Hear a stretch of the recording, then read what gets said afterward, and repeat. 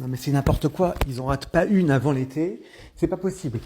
Après avoir tenté de mettre en prison le directeur de frontière, après avoir voulu Aurore Berger qui veut créer une organisation pour que certaines associations pro-féministes, pro-islam, pro-immigrationnistes puissent intervenir, faire intervenir l'ARCOM sur des chaînes YouTube, TikTok, des associations et autres, tout simplement, elles soient prioritaires sur ces interventions, donc une fois plus de la censure.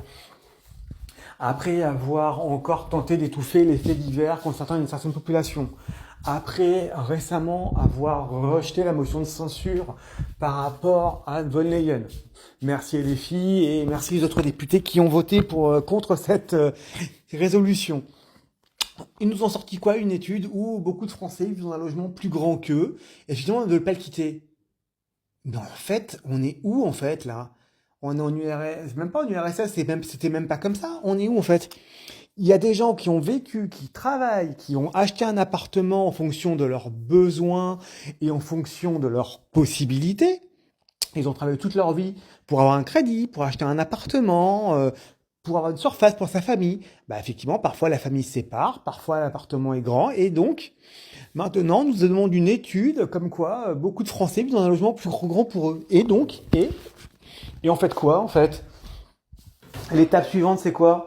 Déjà, les squatteurs peuvent venir, ils voulaient nous passer qu'en janvier, ils pourront rester 45 jours dans une maison, ce qui est encore une aberration.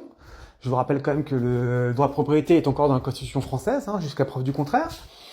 Maintenant, on nous sort ça, ou quoi? Les logements sont trop grands, vous devez...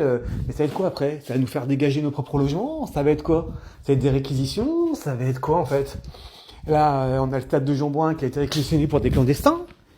Non mais là, c'est plus possible en fait. Est-ce que vous vous rendez compte qu'on travaille toute notre vie pour avoir un bien, pour être bien avec la famille, pour avoir un toit, pour pouvoir avoir une vie normale? On se retrouve là en 2025, juste avant l'été, avec des gens qui vont se priver de vacances parce qu'ils ont trop de frais, ils peuvent pas faire leurs vacances, avec d'autres qui peuvent pas payer leurs factures, avec des impôts à non plus finir, qu'on arrive sur Terre, qu'on meurt ou qu'on ait une succession. Donc à tous les niveaux, on est sanctionné. Quand on touche les loyers, on est doublement taxé également.